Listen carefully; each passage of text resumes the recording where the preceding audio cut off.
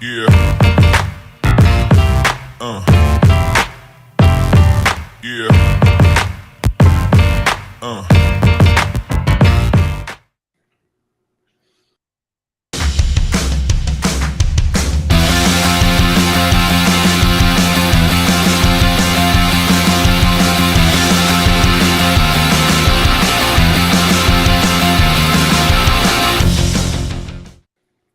Okay, we are live for Dynasty Saturday Night 5 once again on your Saturday night, 7:30 Eastern. Been a minute since the crew was together on the 4th. Josh had a obligation, family obligation, and so we had Kyle sit in.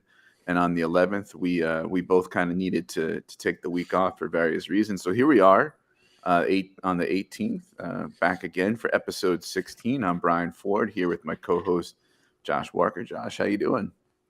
Doing great.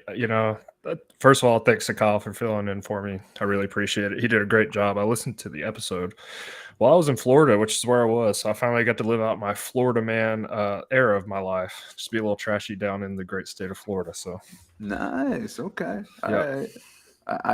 I'll have to see if I'll have to Google Florida man and see if any of your exploits came up. Yeah. yeah. I had a fake identity, so you might not recognize me. Okay. All right. Speaking of Florida man, our friend Gator checking Just in. in time. What is good in here, Gator? I don't know. Certainly not us, but Yeah, you know something. we're glad You're we're, what's good in here, Gator. we're glad you're here. All right. So please make sure if you're listening on the Going for Two Live podcast feed to subscribe, rate, and review. And if you're watching us on YouTube, either live or later on, please make sure you subscribe to the channel. Click the little bell thingy for the notifications. Little thumbs up on the video for a like. It'll help us out a lot. For those of you who are new to the Dynasty Saturday Night 5, or if you forget, we do lists of 5 to kind of be a vehicle, fun Saturday night vehicle for talking about Dynasty Fantasy Football. And tonight, we're going to discuss some of our thoughts on some early startups. I've been in a couple, I've mocked a couple, I've been looking at some, startup ADP and that sort of thing, and getting a sense of what's going on in the streets. I think Josh the same.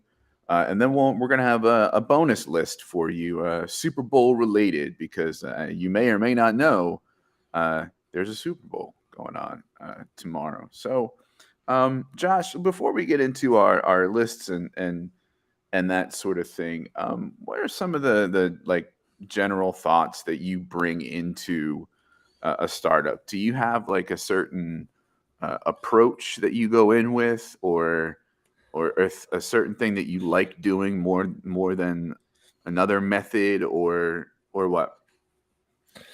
Yeah, so I let the first 3 rounds, they're all kind of the same. And based on then is kind of how I gauge what I'm gonna do. I typically do try and win now, but I also like say the first 3 rounds, I'm still trying to get the good young guys. There's hardly anyone there that, let you know that you're gonna be tanking. So I get the good studs, try and get some good young quarterbacks, Justin Jefferson, something at least 1 or 2 people, or maybe even 3 or 4 top 5 at their position.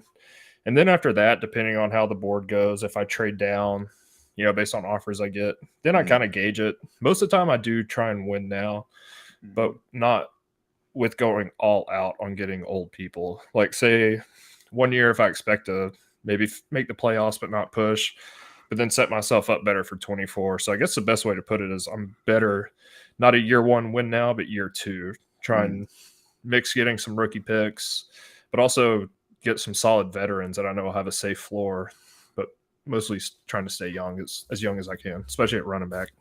Yeah, that's true. In my first couple of dynasty startups, I kind of had no idea what the hell I was doing. Yeah. And I kind of got into the whole. I guess people have called it a productive struggle over the last few years, where you kind of, I don't want to say punt year 1, but your goal is to trade back a bunch, add picks, add future draft picks, that sort of thing, set yourself up for sort of a long-term situation. And now lately, I've kind of been looking at sort of just being water, so to speak, just kind of you know doing what as the board dictates, zigging when people Yep. zag and that sort of thing.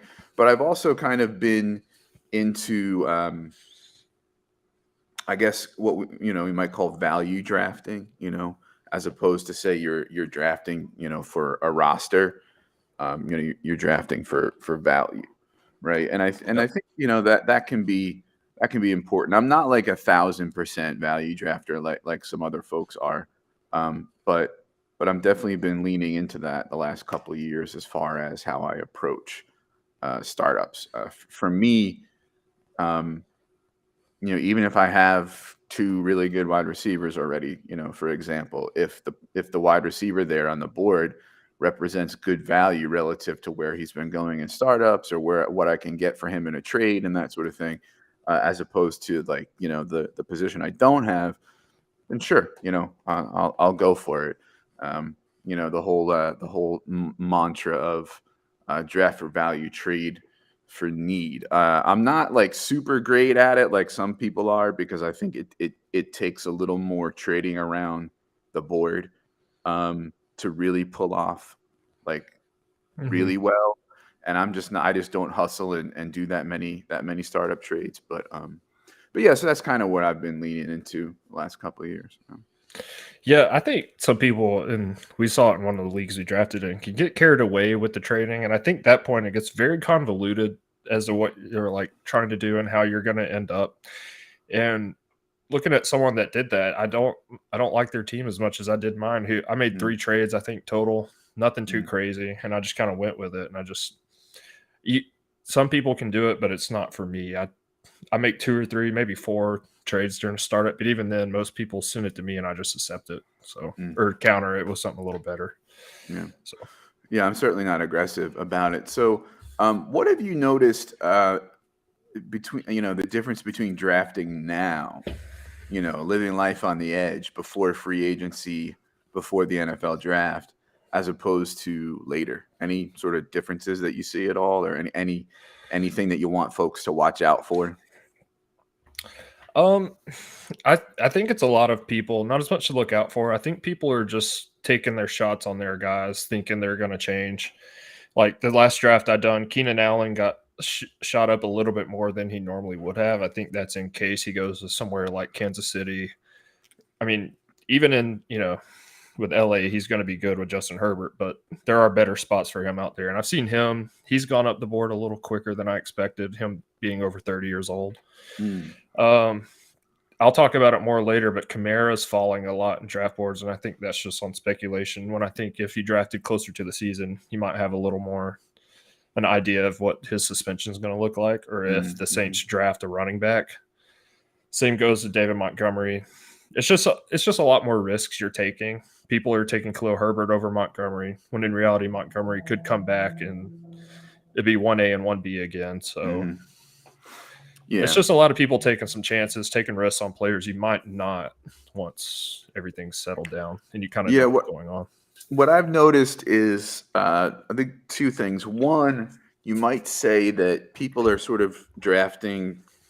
Not everybody, but a lot of people are kind of drafting based on sort of a general philosophy or a general approach, whether that's value drafting or build around wide receivers or whatever their sort of general philosophy or approach is, because we don't have the information of free agency and the draft to plug in to then work with and that might change or alter a move or two that they make, or 3 or 4.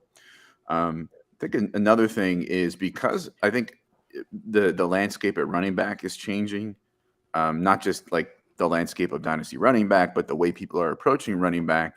And then with all the free agent running backs this year, I think people are kind of we'll talk about it a little bit, a little reticent, to draft running back, and they seem to be dropping more than other folks would. Gator checking in here about trading. Trading back, I do it a few spots at a time, not a full round at a time. Yeah, if you can pull it off, yeah, that's all. That's preferable, and what you get back, of course, is less, but you insulate yourself from missing out on that many more picks. We're going to talk a little bit about trading though in a second when we talk about quarterbacks too. Yeah.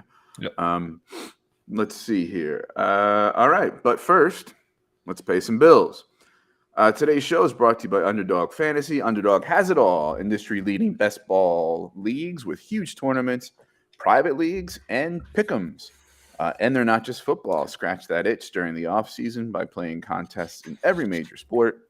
Sign up with the promo code GF2 and get a deposit match of up to $100. Simple as that. Sign up, use the promo code GF2, and start playing and maybe even start winning. All right, time for our lists of 5 thoughts on early startups. Josh, kick us off. Yeah, my first one is I just wrote down the ageism is real. And I don't consider myself to be, as most would, an ageist. I think someone that's 29 and at the peak of their career still has at least 3 or 4 years left.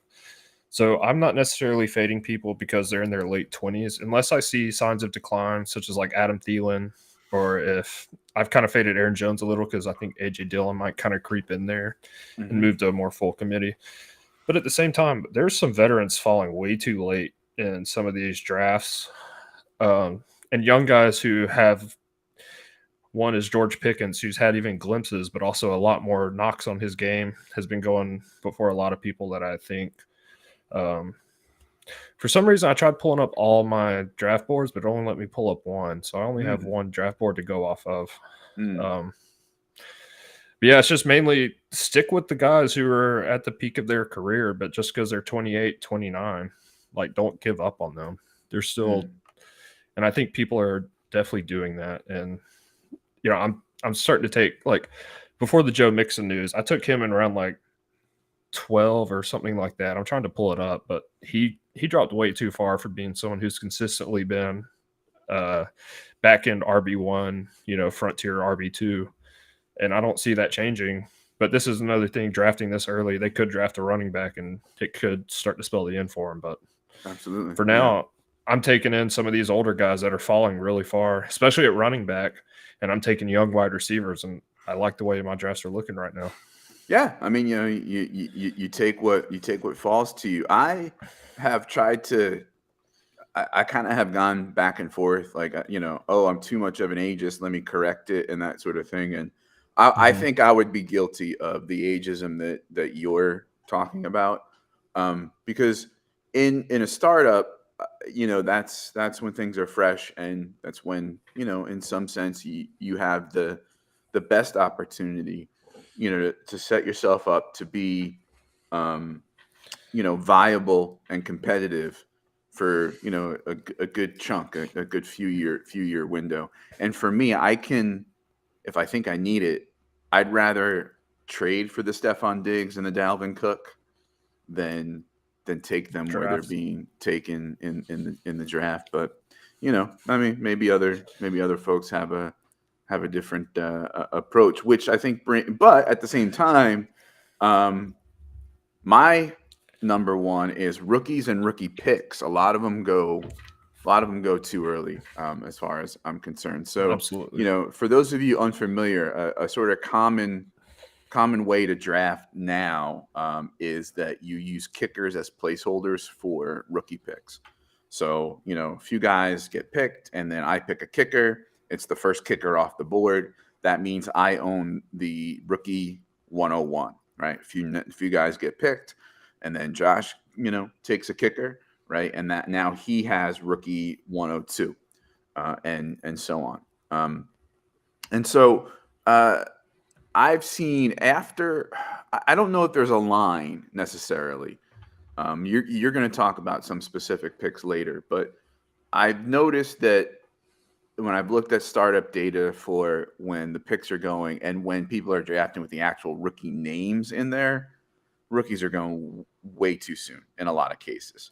I think people kind of have like the Bijan pick and maybe the next 2 or 3 picks probably pegged okay as far as value goes Yep. in startups. But after that, I think people are reaching.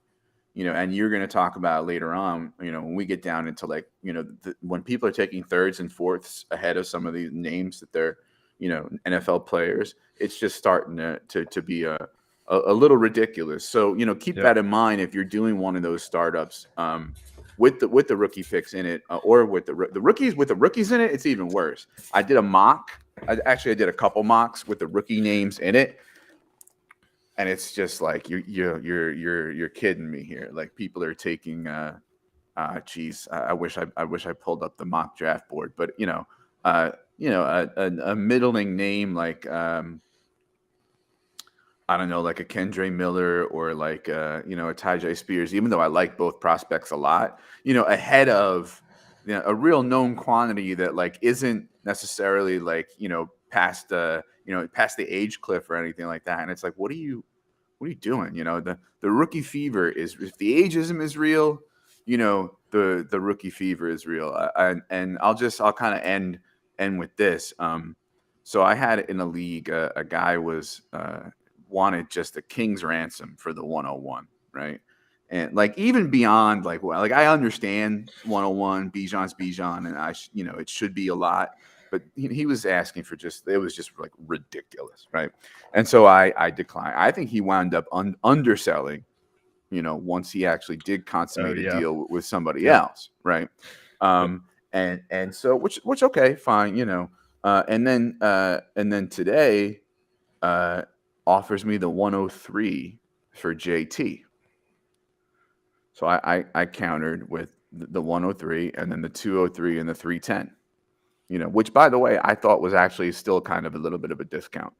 And the person, threw back, with the 310, but took out the 203, and they were saying, that, well, I got the 103 and the 203 for Bijan.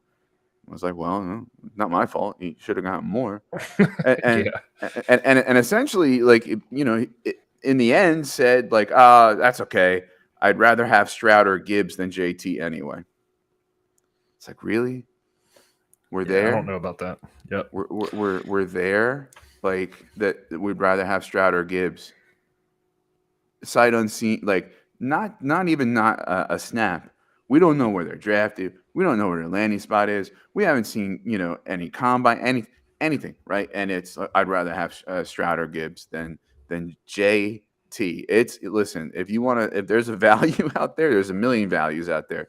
JT's one of them. People are acting like he died. Like it's ridiculous. And so, but and then I thought to myself, well, okay, if you'd rather have Stroud or Gibbs than JT, then what'd you offer me the 103 in the first place for? But so anyway, but yes, rookies and rookie picks are predictably, I think, being overvalued. Yeah. No, absolutely.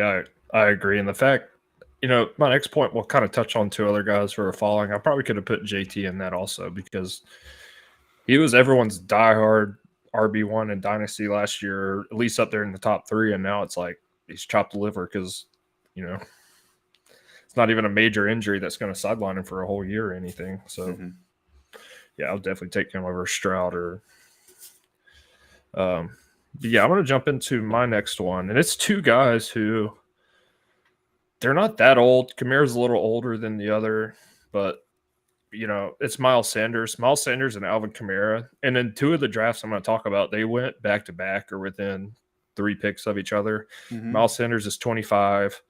Kamara's 27. And in one draft, they went in round 9. They went in back to back. They went 9.5 and 9.7. And then the other draft we did, they went in the 10th round. And, Miles Sanders just came off a year where he rushed for almost 1,300 yards and 11 touchdowns in one of the most favorable rushing offenses in the league. Kenneth Gainwell's solid, but, I don't think he's good enough to take Miles Sanders. I haven't seen any evidence that Miles Sanders is going anywhere. Last year was a little rough, but they showed that they have faith in him again last year, and they made him the number 1 back. Kamara, same thing. He's still in his prime. There is talk of suspension. It might come. But even if he misses the first half of the season, like DeAndre Hopkins did, if you know that's coming, you can work around it and then be able to have him during the bye weeks and during the end of the year when games really matter. And he still rushed for 800 yards and considered a down year. I think that offense is only going to get better. I think they're going to start working around Olave and Shaheed. So I think they're going to try and get – I hope they start Jameis. That will help Alvin. But even if he gets traded, some people are saying they might move him, try and move on with Gibbs to replace him. He's too good. 2 years ago, I took him in the first round, top 5 picks. So it's not like he's completely fallen off a cliff. But you can get him in the 9th and 10th round. So I just thought that was a little crazy that they were going that late. Yeah, I don't know that it's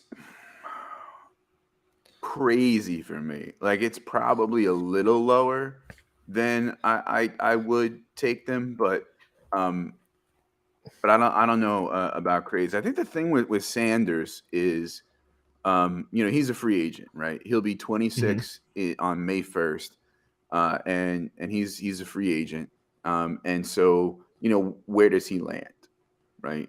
If he's back with the Eagles, they've been kind of underutilizing him, and he's a second contract running back, right? So now there's he's probably valued even less, right? And then the uncertainty factor of if he doesn't go to the Eagles, where does he go?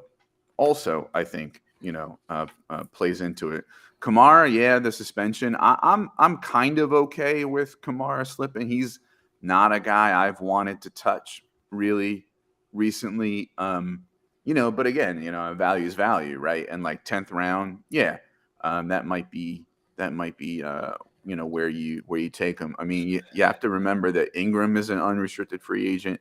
David Johnson's an unrestricted free agent.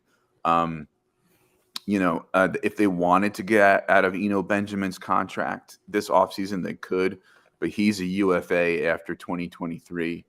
And if I have my cap numbers right, if they trade him after June 1st, I think they could save $11 million, even though his contract runs through 2026, right? And he's going to be 28 in July. So, I think, again, kind of like with Sanders, there's some uncertainty. But to your point, that's lower than where they seem to be going. So for those of you who are interested, there's a person on Twitter, Daiko. It's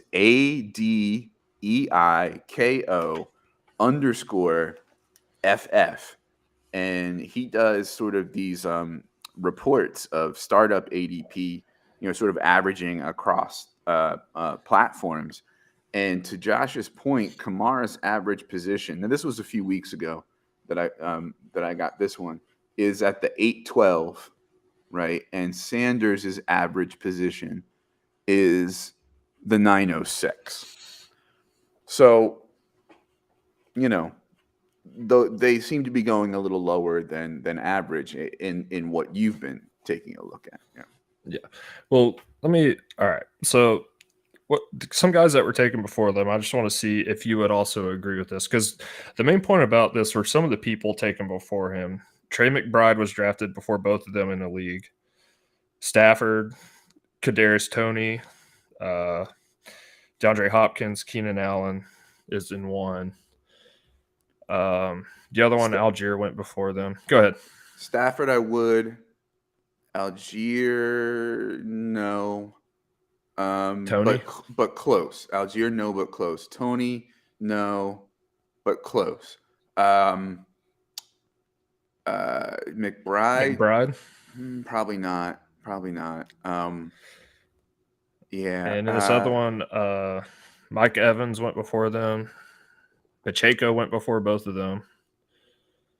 Yeah, I wouldn't do Pacheco. Mike Cook, Evans, Mixon, and not. Aaron Jones. Pickett. I do Cook, but barely. Mixon, I would. Aaron Jones, close. What's that? Pickett? I mean, a quarterback in a super flex is a quarterback in a super flex. I mean, that's that might be where I'm picking up my QB2. Like if I had like an early pick, like the 103, and I wasn't able to trade to get that second, quarterback to double tap, right? And I need my QB2. Yeah, I'll probably roll the dice on a Pickett or a Goff or a Danny Dimes, before I take, Kamara or Sanders. Yeah. The other thing is, I think Kamara, not Miles Sanders getting moved, but if Kamara gets moved, that might even help his situation because it might be a team that will utilize him a little bit better than a team throwing out Andy Dalton as their quarterback. Yeah, I don't think anybody picks up the contract, but no, I don't either, and I don't expect either one of those to go anywhere. Kyle checking in. Kyle Senra saying hello. Thank you very much. Good to see you. Thanks for tuning in. And talks about McBride. I can see what Kyle's point. He's saying if there's a big enough premium, I could understand taking McBride like in a 2 PPR. I get. I mean, like we were saying it in those startups that like Dulcich in the 11th round was a steal. And so if you take that and then say a 2 PPR and McBride in the 9th, 10th ahead of those two guys is probably good value there. Yeah, I think both of those leagues are half point PPR boost, so it's not enough for me to get someone behind Zach Ertz out there. Well, I mean, Zach Ertz's career might be over. I think McBride's the one there next year. Jamie checking in. Jamie Parag. Would you rather have Tank Bigsby or Miles Sanders? Tank Bigsby or Miles Sanders? It's a good question. That's a good question. I'll start while you think. Pre-draft, I'll take Miles Sanders, knowing he's on the Eagles with a good offensive line. But that could change depending on where Tank Bigsby goes or if Sanders gets moved. So as of right this second, I would take Sanders. But that could easily change depending on how the draft goes. I do like Tank Bigsby though. I think for me it's Tank. I mean, obviously everything has, context and team construction and that sort of thing. But if we're looking at a position like running back where the age really, really, does matter, and Tank is going, let's say early second, maybe, late first, depending on draft capital and landing spot. Yeah. I think it's close. It really. I haven't right seen him now without draft draft capital and landing spot. I'd say it's practically dead even. Mm-hmm. But I could see it going one way or the other depending on where Tank gets drafted. So that's kind of a cop-out answer. But it really is that close for me. Now, if you started talking about, say, Tank versus, Ramondre Stevenson above, for me, Sanders, or if you started talking about Tank versus like, James Conner, below Cam Akers. Sanders for me. Cam Akers, because he's going above Sanders in most of the drafts I've seen. I think I have Cam Akers like 1 or 2 spots ahead of Sanders at the moment.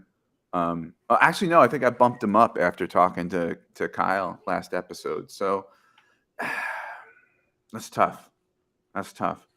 Right? Because this is kind of the time of year where you have to start talking, thinking about not just cross positionally for startups, Mm-hmm. right? But like cross, unknown rookie and known quantity NFL running back. No, it's an interesting question. Yeah. Yep. All right. So where were we? I forget. I think we're on number 4. I just did the Kamara and Miles Sanders. Right. Yeah. So speaking of, running backs really not getting love. That's my second bullet on the list here. And it's understandable. We were just talking about a whole bevy of free agents that are in the 2023 free agent running back class. And we're looking at a deep rookie class as well. So things could look very different at Dynasty running back and the end of this offseason. We could see guys signing shorter, cheaper deals. We could see guys in even more annoying committee roles than already we have. And we could see some dudes jobless, when the music stops and all the chairs are taken. And so I think understandably and justifiably running backs are falling, because if you also then throw in, sort of the changing approach to running back in the dynasty community and really in the fantasy community in general, then you're going to see these running backs definitely falling. And then, it's up to you as a dynasty manager now to figure out, okay, which ones are falling and it's value now, or which ones are falling and it's like, it's probably a good reason they're falling, and I kind of don't want to take them at where they're being taken, and maybe that's where I take the rookie pick that would end up being a Tank Bigsby. I've kind of changed a little bit on running back. I don't think that I was ever really, robust running back, except for like maybe when I first started fantasy like 20 years ago. I'm not quite at 0 RB yet. I don't know what the exact definition of modified 0 RB is, but I'm in that ballpark, right? Especially if I'm in a startup, I'll draft wide receivers and I'll trade for running backs when I think I need them, when I'm in the compete window, But as far as some names that stand out that could be possible values, I say possible, right? David Montgomery's average position is at the 10-12, right? I don't think that's nuts, but but the Bears have $91 million of cap, free money to spend. It's entirely possible he's back in a good role with the Bears, and so, or I think no matter where he goes, he's the type of guy who I think is safe as far as having a role goes. I think there's like 5 or 6 free agent running backs that almost no matter where they go, they'll have a role that I think I'm comfortable with. And I think he's one of them. James Conner at the 1105, again, not a guy that's sexy that I, am really looking to acquire much, but has a good role, catches more passes than people think. There's a coaching change there, which we hope will improve things, because there towards the end, we were kind of in the situation where, geez, anything can be better. But then again, you never know. Ezekiel Elliott at the 1201. And I know people are saying ew right now as they're watching and listening, but let's say, Pollard moves on, right? And they restructure Zeke a little bit and keep Zeke, 1201 seems okay to me. I think he then becomes a value. I think Alexander Madison at the 1403. I don't see his role being any smaller than it is now as like a priority backup in a handcuff. And he has a very good skill set and is not old. And so I think, could end up, put it this way. He's the 1403 and Jamal Williams is going one before him. Antonio Gibson is going almost 2 whole rounds before him. And that's only 1 round ahead of Damian Harris and Clyde Edwards-Helaire, who I consider pretty toxic at this point, right? So, just some names that are floating downward in these startups that could be possible value. No, I agree. And Kyle made a great reference, first of all, to heroes with the hero RB, but that's kind of where I'm at. And even just before last year, I was getting as many running backs as I could, knowing the injuries were there. And those teams were the ones that I did the worst in. The best teams I did were where I get one really good running back, stock up on receivers and other positions, and then come back and, address running back a little bit later after having the one stud. And most people do call that hero RB. That's kind of where I'm at. I want to get at least one person like a Saquon, someone who's top 10, maybe even top 5. And then after that, wait and take some shot on some younger guys. A lot of the guys, like you said, if not a veteran that falls, like Mixon, Kamara, something like that. The issue for hero RB for me is that if I'm paying market value in a startup for a Saquon, a CMC, even a Chubb, really, right? I don't know. It's. I don't know that I want to invest that in a running back their age. See, I will say, yeah. Say you start out quarterback first round, then like CeeDee Lamb or something second, and if Saquon or CMC is there in the third round, I'm taking them easy because then third round I'm okay with doing that as third round. to, Yeah, I could see that. Yeah, and that's where I've gotten Saquon and CMC in the third round here recently, just because they, especially CMC, because he is getting up there in age and he's injury prone. So the Heroes reference, is that the TV show where like they kind of, there was the one thing where they like traveled time to like feudal samurai Japan, and there was a dude with glasses that ran a company that was like a front for something, and then there was the dude who like had everybody's powers combined, and then he played Spock in a movie. Like, is that the show you're talking about? Okay, all right, yeah, absolutely, yeah. It's got Hayden Panettiere. She can heal herself. The cheerleader, the cheerleader saved the world, right? That's Heroes. Okay, all right, yeah. Yeah, the guy named Heroes, an Asian dude who can stop time. And Zachary Quinto is the guy who absorbs other powers. So, yep, you're spot on. Look at me with my memory. By the way, CMC 206. Barkley's average is 305. So, yeah. So I'll take Saquon in the third. Yeah, I could see that. All right, you're up next.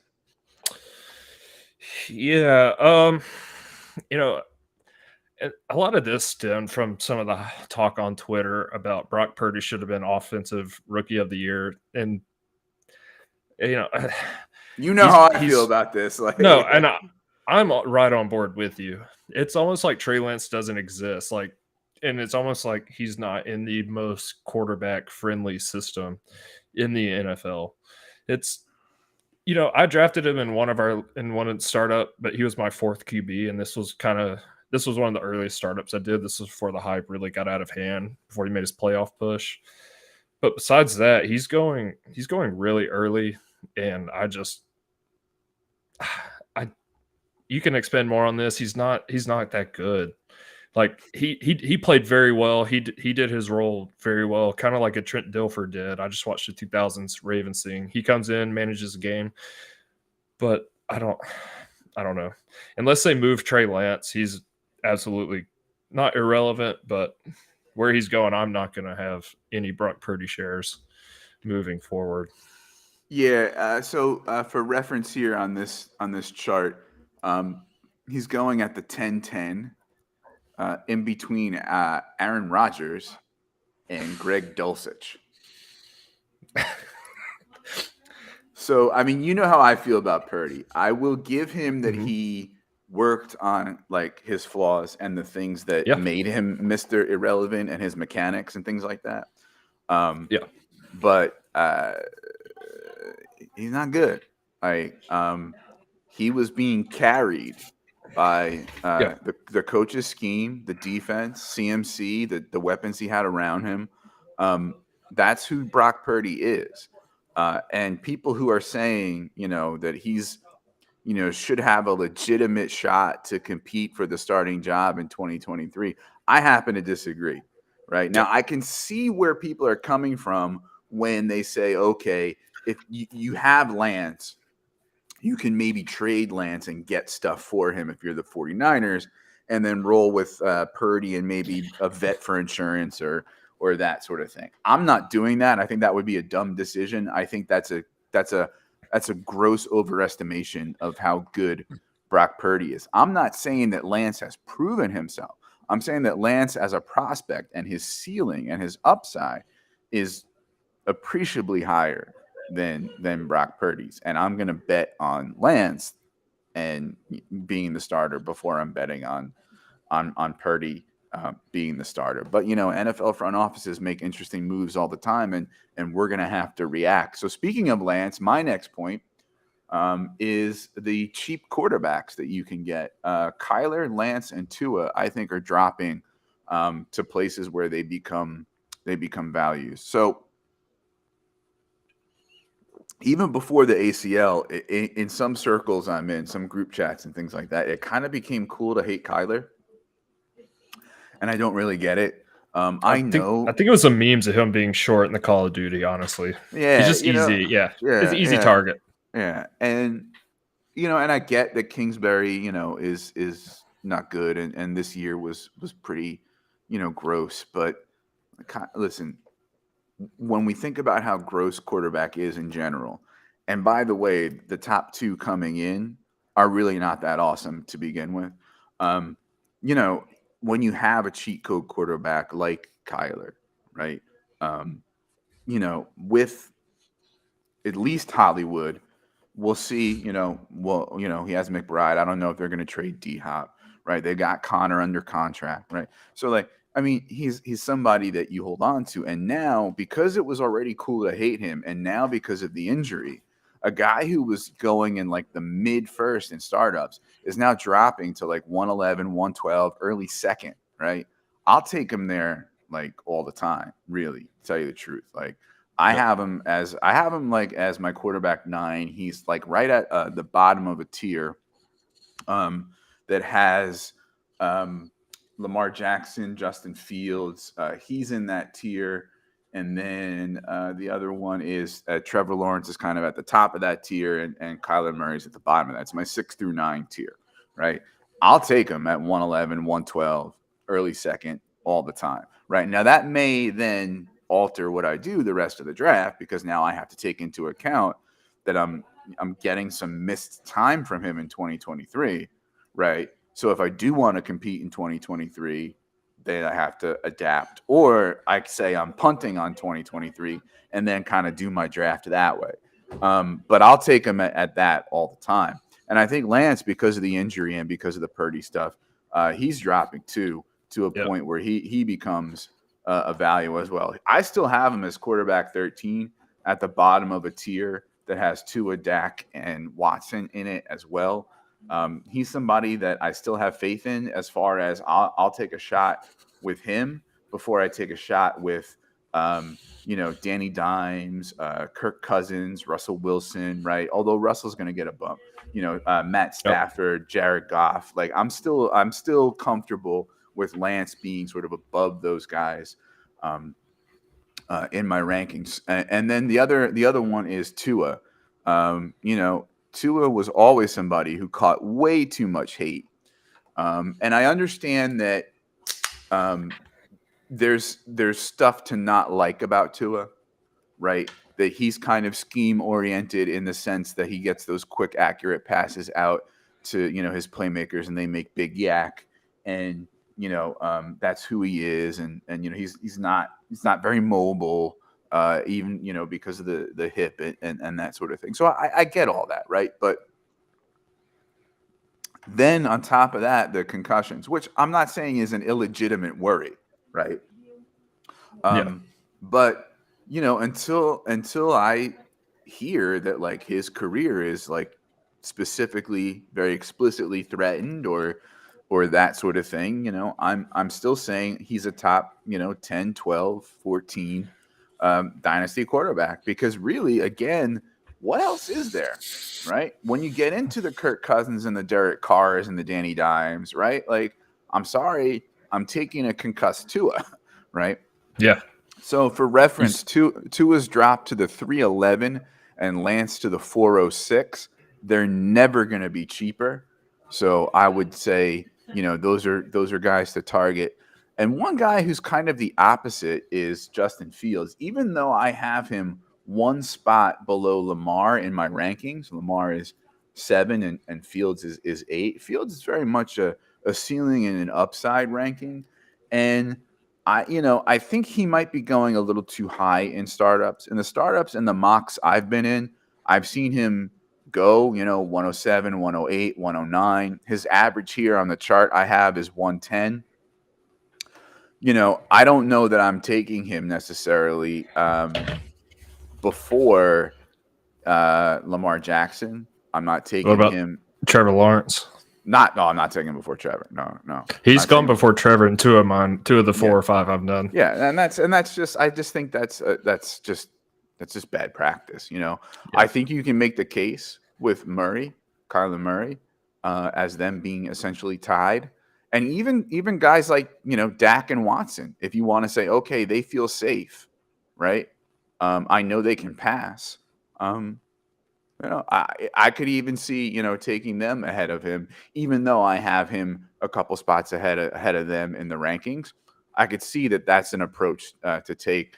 So I think Fields might be going a little too high as opposed to those other guys who are cheap and who are values. Yeah.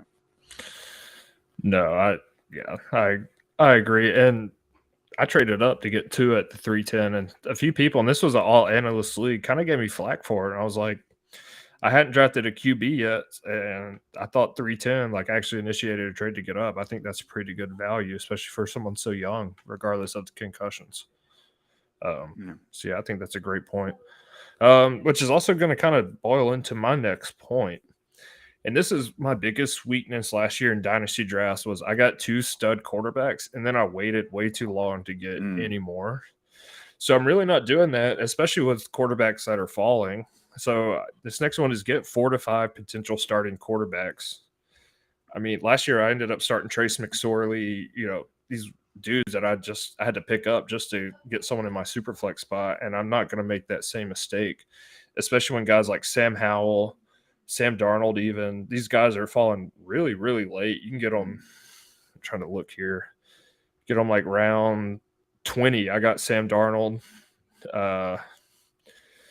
Ritter going at 13. That's a little early, but you can just go and get some of these guys instead of getting your like 4th or 5th running back, just to make sure that super flex spot is filled. Because even mediocre quarterbacks do better than someone you pull at the bottom of your bench to throw into the super flex spot. So yeah, that's one. I think especially Sam Howell, I'm really high on him as opposed to last year's rookie quarterbacks. He's already been rumored to be the starter, and he's got good weapons with decent players. So go and get guys like that as your QB 3 or 4 and just wait for injuries to happen. Yeah. Or trade them if someone sends an offer. So yeah, I like having 4, either they are their team starters or they're like, viable, backups, yep. where like an injury away or, you could see them stepping in for a shaky starter or that sort of thing. I like that. I like that safety of Superflex. Yeah. Garoppolo and Wentz, 2 guys like that, like they might not be the starter now, but after free agency, they might be starting on a team and can give you decent value. So I don't think it hurts to go after them in drafts pretty late after round 20s.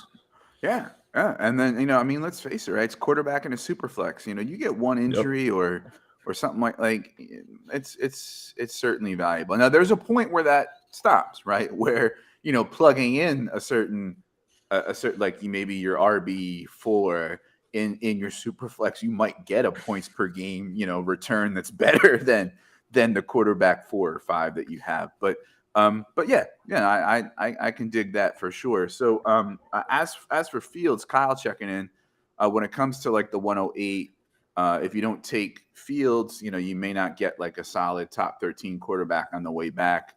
But I get not taking him earlier, and I can see where you're coming from.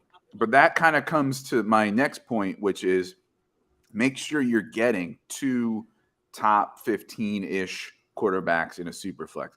I've always thought that, like, I am getting 2 quarterbacks, like, no matter what. I often will take quarterbacks round 1 and 2 if it really makes sense, if I'm getting good ones, especially if I'm at the turn, right? If I'm at like 111 or 112, I'm taking 2 quarterbacks, boom, boom, right away. Yeah, that's harder to do at the front. Yeah. Well, the addendum to that, though, is trade to get the second one. Do what you have to do because it's super flex.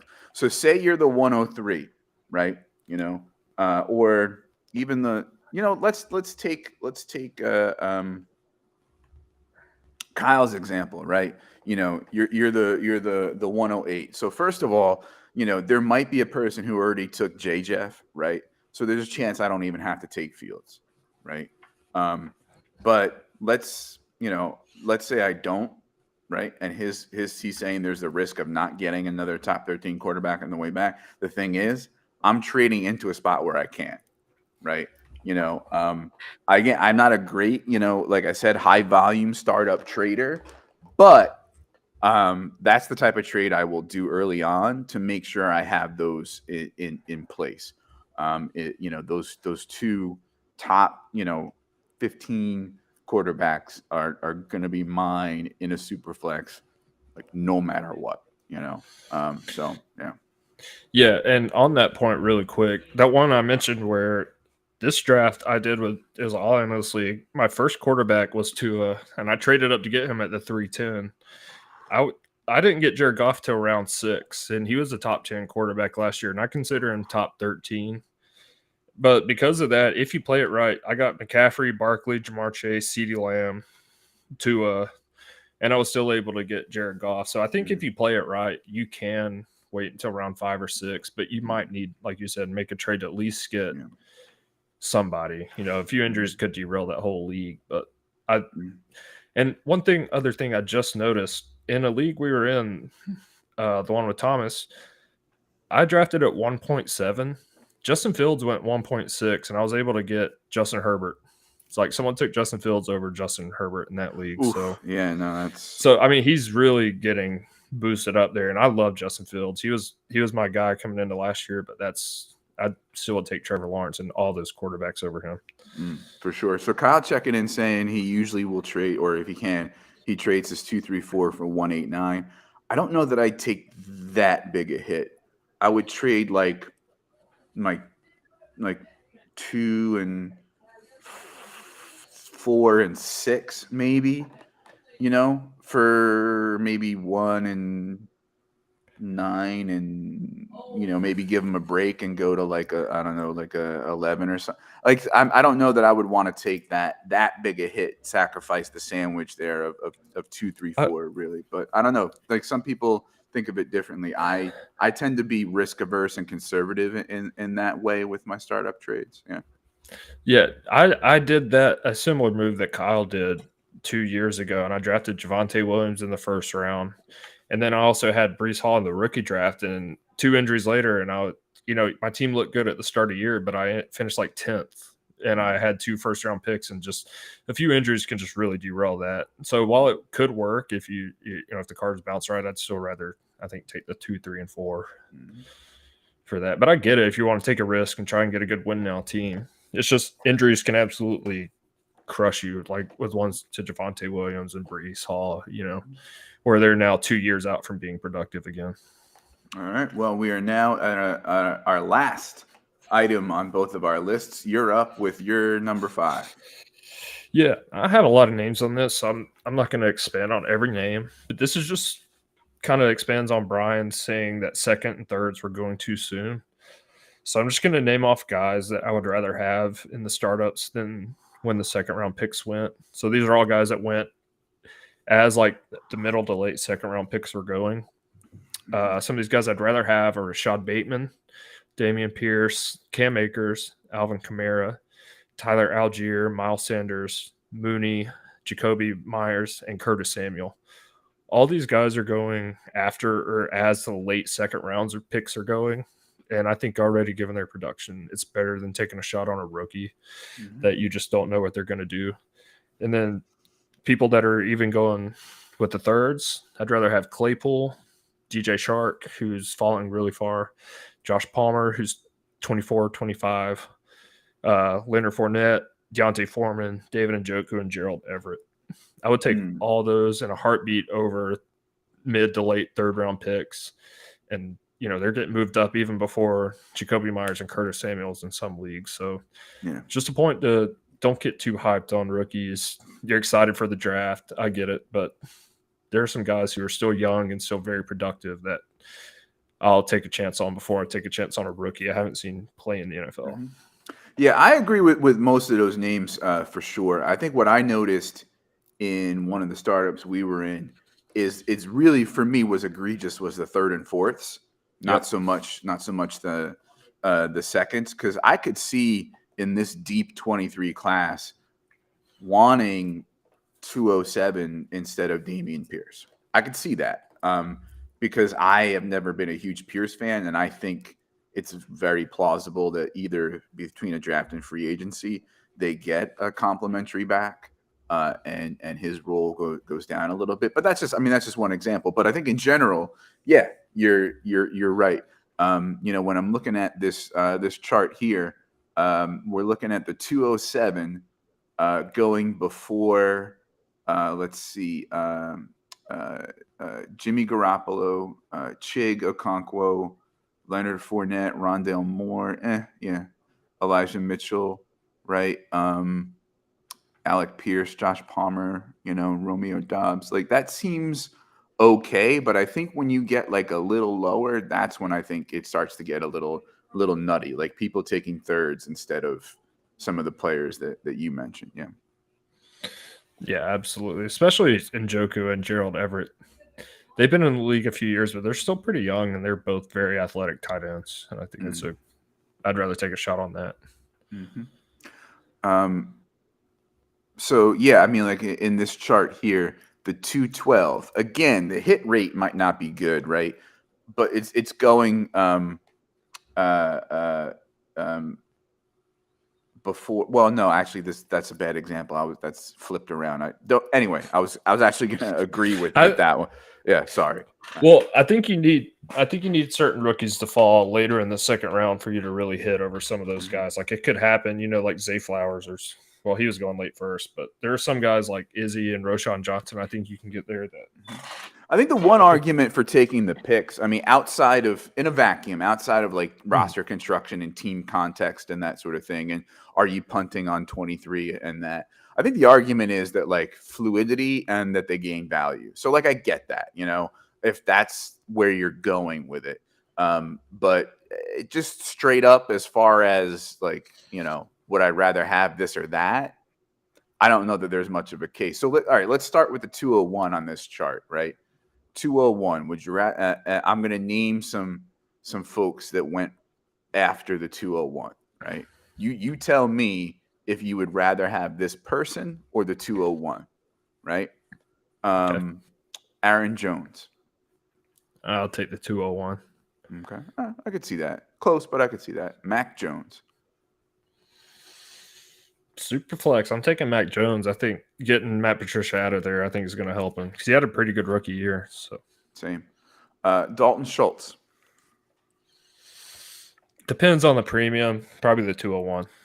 Depends on the premium. I'm a little scared too. Like if they don't franchise tag Schultz, but I could see that. Yeah. They've also got Hendershot and the other guys.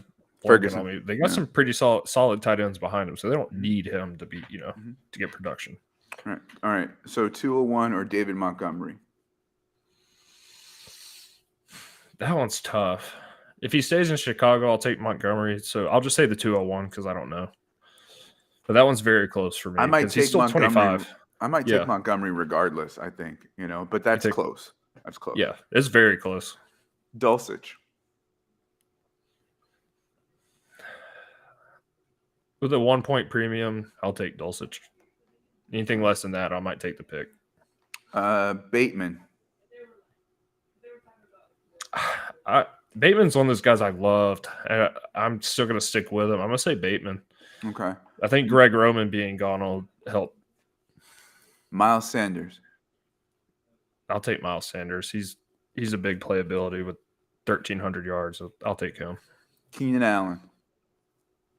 That depends on landing spot. Right now, I'll take the pick. Okay. Mike Evans. I'll take the pick. Especially with Brady in the air. I don't like that. Mike Williams. He had a neck injury, already injury prone. I'll take the pick. Tyler Algier. Let me take this point. Someone was literally laughing at someone saying Algier was close to Kenneth Walker. Look at their production. They're very close outside of touchdowns, and that's due to a committee. I propped up Algier early on in the year. I'm going to give him some more love. I'm going to take Tyler Algier in that one. He had 1,000 yards in a committee with Cordell Patterson taking most of the red zones. Yeah. I think I'd take the pick. Dylan.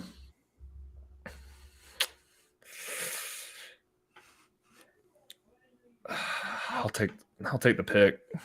Aaron Jones is still probably going to be there. And AJ Dillon didn't make people miss very much in last year, so I can see that. Matthew Stafford, super flex. I'll take Stafford. I think Cooper Kupp coming back, I think he's still going to be top 12. 8 picks If he's after the 201. Matthew Stafford in a super flex. Yep, I'll take Stafford. I mean, would you rather have Matt Stafford or Kayshon Boutte in a super flex? Yeah, Matt Stafford. Yeah. Like, a couple other names, Pacheco, Njoku, Komet, Gabe Davis, right? These are all names that went after the 201 and were at least, what was it, 50-50, right? On like who we would take the so yeah, I think these picks are, as I said earlier, are going too early. And I think it gets really egregious when you start getting into like the late seconds and the thirds. Yeah. Most of the drafts we did with kickers, I don't have any fourth, very few thirds, fourth, or fifths because I was taking the players that were still available. So,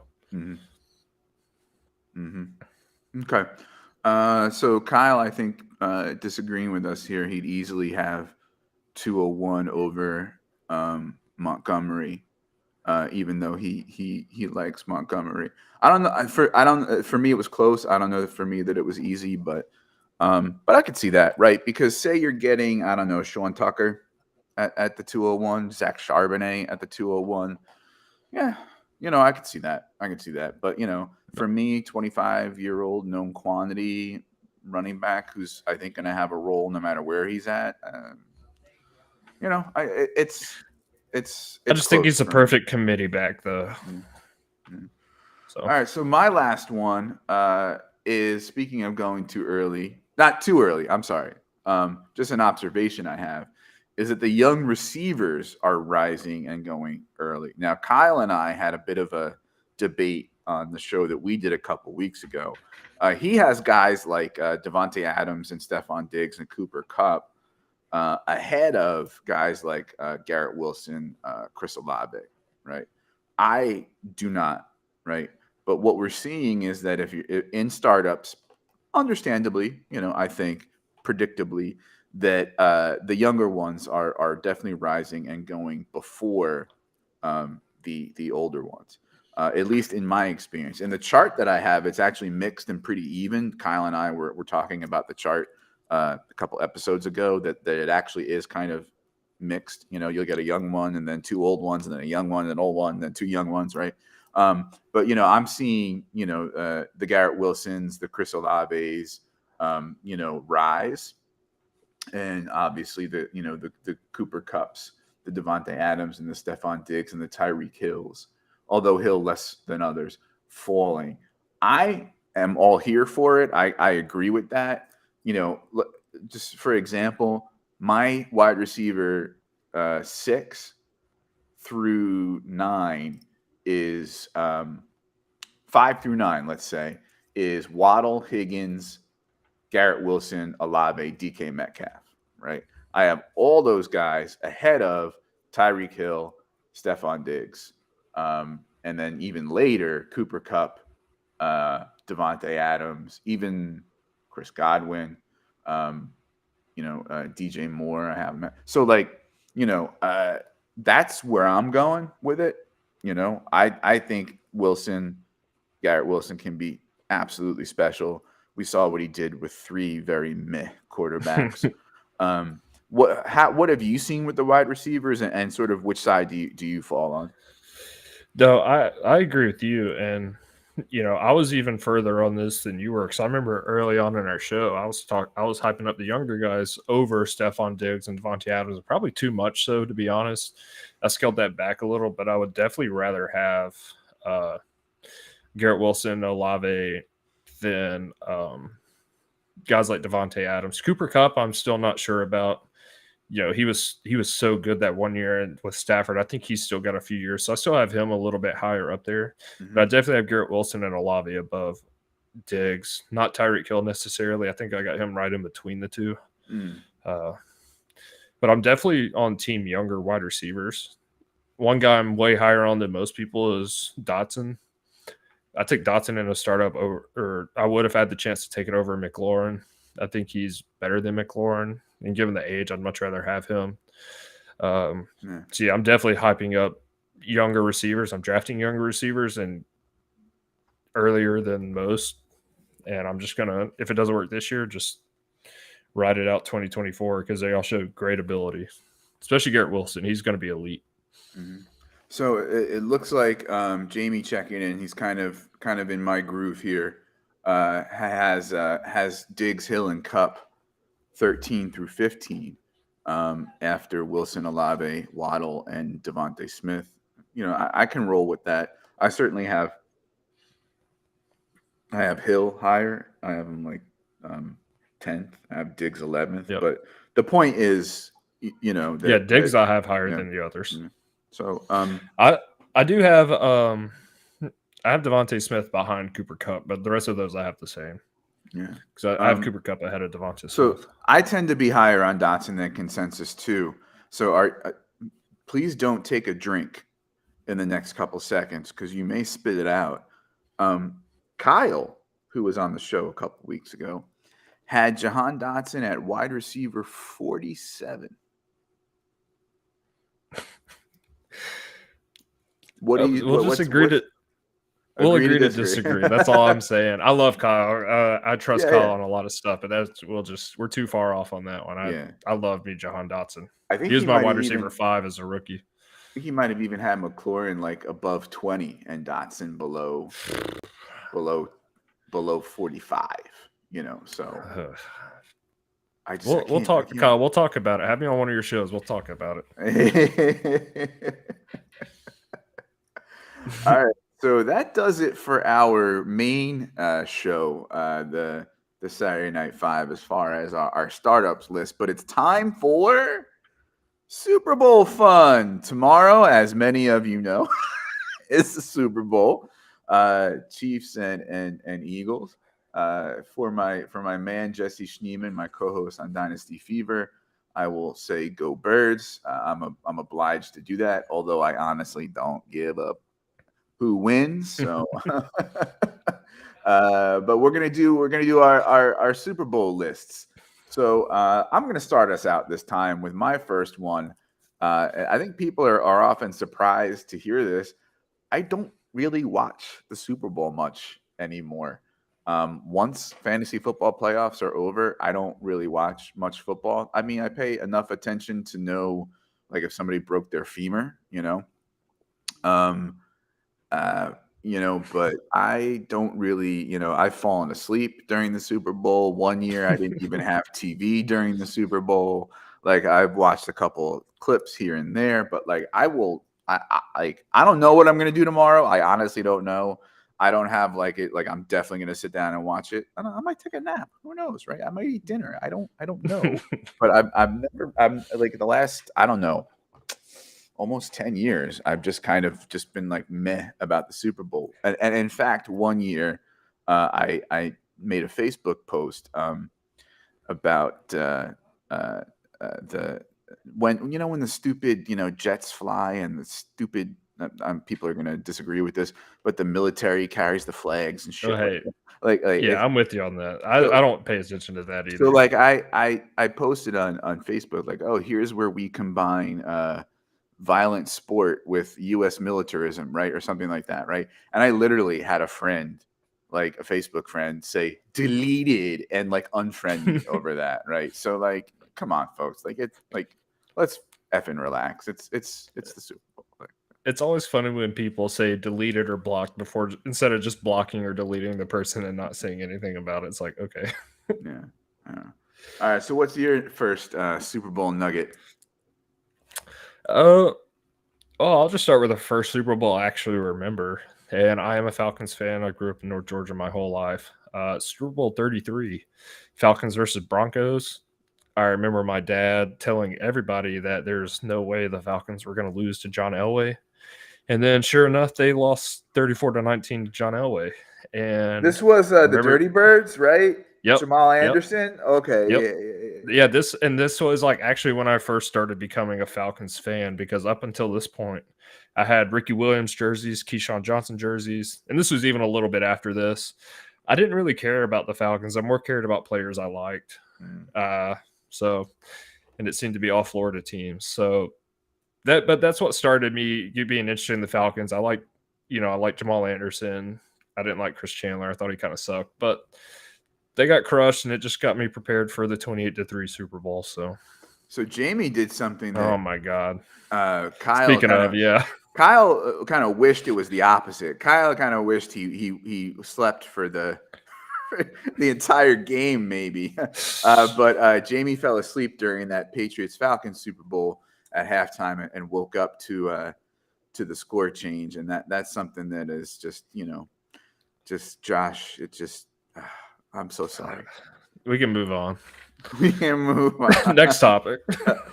Yeah, just kidding. Yeah. So first Super Bowl that I can remember is Super Bowl 20. I remember other ones, but like I vividly remember where I was and watching Super Bowl 20. The Super Bowl Shuffle, 85 Bears, vaunted 85 Bears defense, defeats the Cinderella Patriots 46-10. I was a really big Walter Payton fan as a kid. Like I grew up a Jets fan, but like I really liked Walter Payton. So this was kind of cool, to see the Super Bowl. This is also, I don't know if you remember, but William Refrigerator Perry scored a touchdown in that game. The big 350-pound defensive lineman and that sort of thing. And fun fact, that's actually the last time that both Super Bowl teams were making their Super Bowl debut.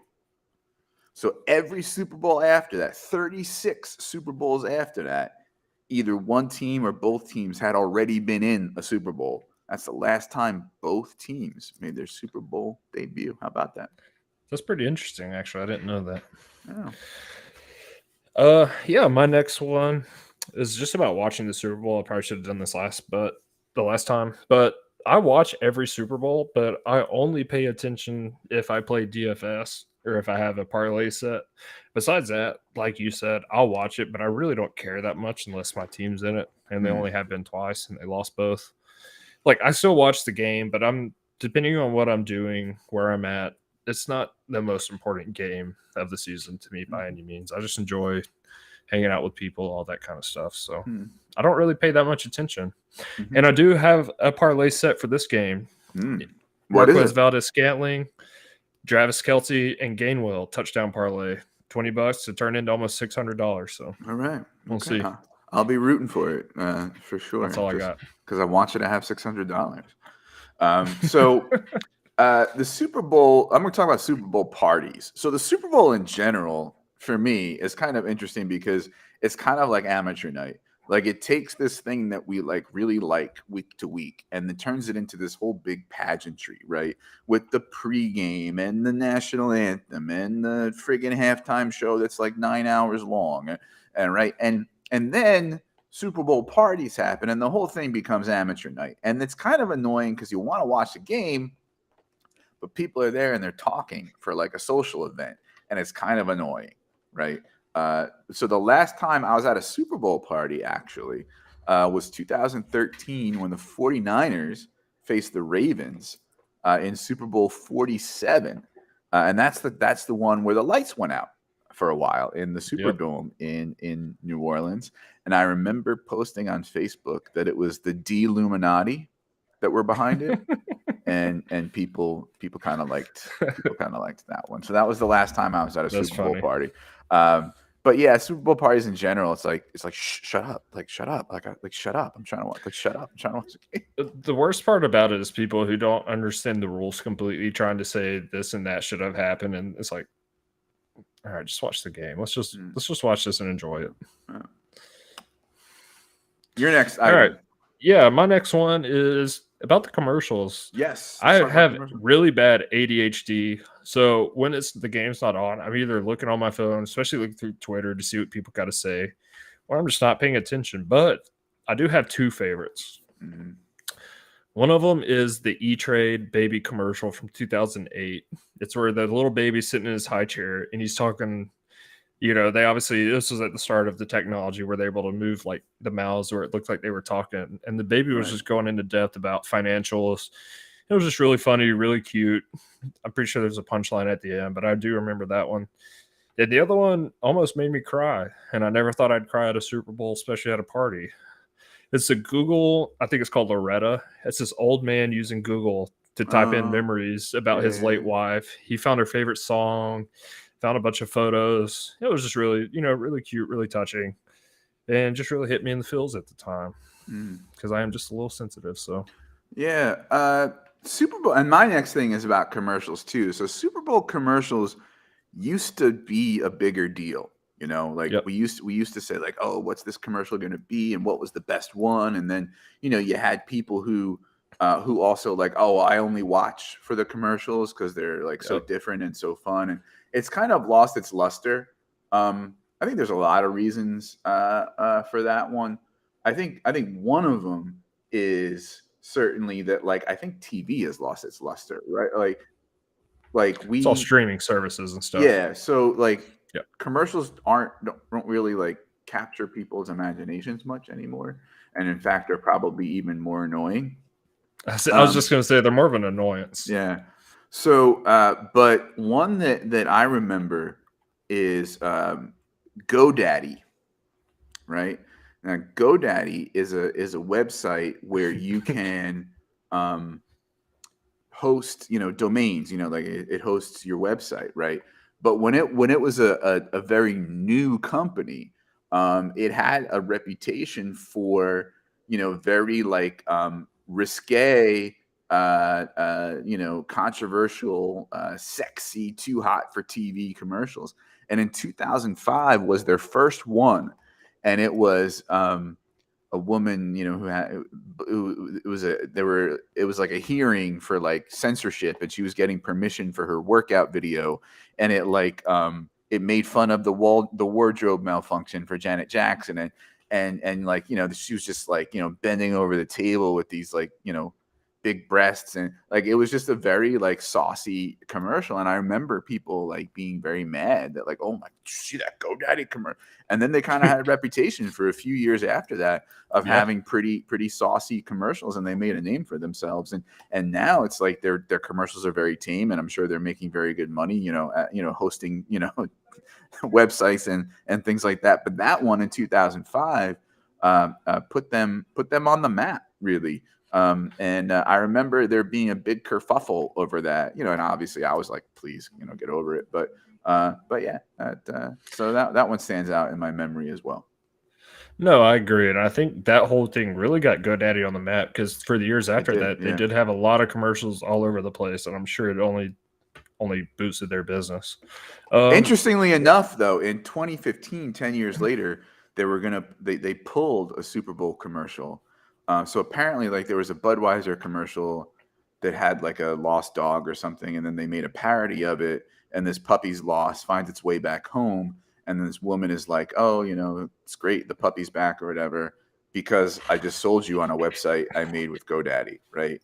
And and animal people were like, ew, right? And I think with good reason. Like I don't want to get Yeah. on like how Yeah. dog breeding and and adopt, don't shop. Like I don't want to get on my soapbox with that. But honestly, I have more of a problem with a commercial celebrating, selling a puppy and like on a website through as a breeder than I do with like someone's tits being out all over the place. But that's just me, right? That's just where I'm Yeah, at. without going into it, adopt, don't shop. We'll just leave it at that. Yeah.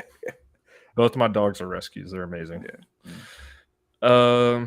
So yeah, I'll hop into my most memorable Super Bowl. I got two of them. Mm-hmm. And this kind of shows my age because they're fairly recent. First one is Super Bowl 49, Seattle, New England. Oh yeah, That was the one where, as the game was going, if you were able to place bets before one play happened, I would have put all my money that the Seattle Seahawks were going to run the best running back at that time, Marshawn Lynch, 1 yard into the end zone. Instead, they try to throw it and they get intercepted. I don't like the Patriots, as you'll see in my next Super Bowl, but it was still kind of funny that they got too cute and it kind of backfired. Yeah, next one, Super Bowl 42, Giants, New England. At the time, I hated New England. I still don't like them. Deflategate, all that stuff. I think they're cheaters, and I think the NFL let them get away with it. But New York Giants and Eli Manning, of all people, Mr. Mid, ended the perfect season for the Patriots. There were a bunch of big plays. I think that was one where the guy caught the ball behind his head. David Tyree, It was just, yeah. Plaxico Burress made a nice play. It was just fun watching them get knocked down a peg by Eli Manning, of all people. As someone who wants great pain to come to the Patriots, and specifically Tom Brady and Bill Belichick, although I'm kind of over it at this point. That interception that handed the game to the Patriots broke my heart, but having their undefeated season get ruined warmed my heart. Same. Yeah. So I hated that they won like that, but it was funny. Like, this is what you get for getting cute at the biggest moment of the whole season. So, so we're gonna end on the most important bit of Super Bowl information, and that is the food. Right. So, real quick though, before we do, Kyle checking in, agree with Josh. So iconic, it changed the trajectory of the NFL. Instead of the Seahawks winning back-to-back against Manning and Brady, the Patriots got their 4th title. Yeah, that's a very good memory too, because I wouldn't have remembered that it was the year right after Manning, and I wouldn't have remembered what number title it was for the Patriots. I just hate them every year. No, I don't really care enough to. All right, so favorite Super Bowl food. So as folks may know, I'm vegan, but before I used to make these loaded nachos that had 3 different kinds of cheese, bacon, ground beef, sour cream, guac, and salsa and jalapeno. Like, it was just and I used to love that, and I would make it for all sorts of reasons, but at Super Bowl was one of them. Now that I'm vegan, it's kind of changed. Honestly, as you're going to talk about, chips and dip is fun, and I love me some hummus and guac, on my Super Bowl table, but also sort of, some vegan versions of other things. Like, I think tomorrow I might make some vegan wings that are mostly made out of cauliflower, or vegan flatbreads and pizzas, and then cut them into small pieces and things like that. That's kind of where I'm at these days. Nothing too. I know some people have some real special and specific recipes and unique things that nobody eats, but yeah, that's kind of where I'm at with Super Bowl food. How about you? No, I'm honestly, my wife's vegetarian. She's not vegan, but I have gotten turned on some more of the plant-based, especially chicken patties and stuff, and they're actually really good. So if you get a chance, try them. My favorite though, and I'll start by saying I don't like nachos. I don't like cheese and stuff sitting on the chips and making them soft. I'm very much a texture eater. So if I eat chips, I want them to be crunchy. That's why I prefer them with buffalo chicken dip. That's my favorite Super Bowl food. I just want to get a plate, put a shitload of buffalo chicken dip on it, and just dip my chips into there and eat other stuff on the side. So that's the dip that has the chicken in it, right? And shredded chicken with buffalo sauce and some other stuff. I don't know exactly what goes in it, but anytime comes over, I ask if they can bring buffalo chicken dip, and I'll pay them money for it. So it's delicious. Something about chips and dips at the Super Bowl, watching football. If you drinking beers, it's so addicting, right? Just works. Just boom, repeated. Yeah, I find myself. Jamie always making food that's famous for the city. Okay, I like that from the team. So tomorrow he's making cheesesteaks and ribs. A little Kansas City barbecue sauce. I'm gonna come over.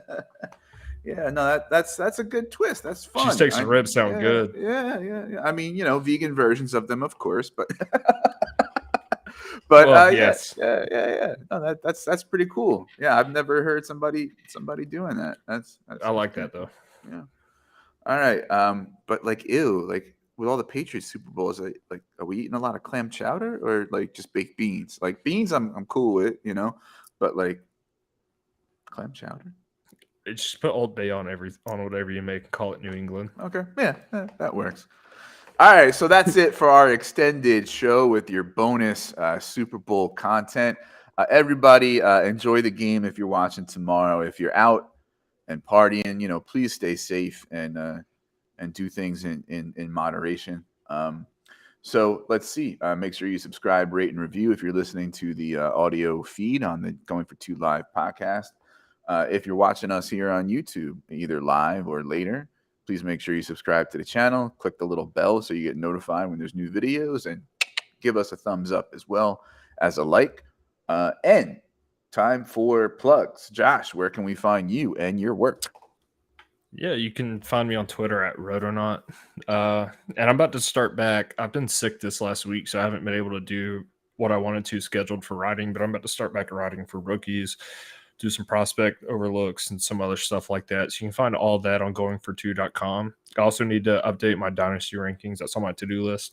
And also, anyone listening, if you know me or even if you don't, reach out. If you need an Uber or something when you're driving, I'll buy you an Uber. You can pay me back later or don't. It's fine. I just want everyone to be safe. So definitely be safe tomorrow if you're out drinking and all that. So, all right. Let's see here. For me, you can find me at ffjunkie_ on Twitter. Dynasty rankings goingfor2.com and articles at goingfor2.com. And it's the off season, so I crank out articles more now. Just did a few prospect profiles, and we have a whole series, and so that's going to accelerate as we get towards the draft. I've done Rashee Rice, Hutchinson, Zach Charbonnet, Tyjae Spears. What's that? Did you do Izzy? Izzy Abanaconda. Yeah. So I think a couple of them haven't been published yet. They're scheduled in the next few days. And I think Hutch comes out tomorrow morning. So keep an eye out for that as well. And then there's going to be other stuff that we do over the off season, like collaboration articles and things like that. And Wednesday nights, I record Dynasty Fever audio only podcast that drops on Thursdays with my co-host Jesse Schneeman of the Dynasty Warzone family, and we had to cancel last week or just past Wednesday. So next week we're gonna bring Matt Hicks from Rookie Big Board on, and we're gonna be talking a lot of things having to do with rookies because it's rookie fever time, and my spreadsheet is already extra and overdone and way too much, and it's only gonna get worse from there. You can follow that show on Twitter at Dynasty Fever Pod. Going for Two has a wide array of content for you. Live shows pretty much every night, even in the off season. Lots of articles and rankings at goingfor2.com.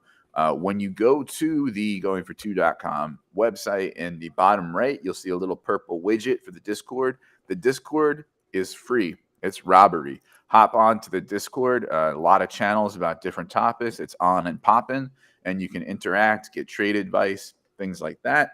Kyle checking in with a nice little compliment here as we end. Great episode, guys. I really do appreciate that. I do want to add, we have our own channel in that Discord now. So if you want to come on there and tell us how awesome we are or how bad we suck, please do. Well, maybe the awesome part, maybe not the okay. Suck. Yeah. Either way, we have our own channel. So if you got Dynasty questions, come ask. Yeah. If you want to put a hashtag Go Irish, that's fine too. Jesus Christ. What? For Mayor tied in one. For me, the gap between Mayor and that next tier of like Kincaid, Washington, and Musgrave is closing. I'm sadly with you. Look at doing more research. I'm with you. I don't want to say it, but I'm with you on that. I was just going to say that. I mean, I hate Notre Dame, but I don't. But you got to be real. You can't be too biased. It is closing. He is a little slow out of his breaks, but he also had production, so we'll see. For real. I thought the same about Jason Witten. I thought the guy was slow as molasses, but he still produced. So I had a pretty good career, that's for sure. Yeah. All right, folks, that's a wrap. Thanks for being with us. We may or may not see you next week, depending on our schedules, but we're pretty much going to be weekly in the off season. So, yep. Thanks for listening. Thanks for watching.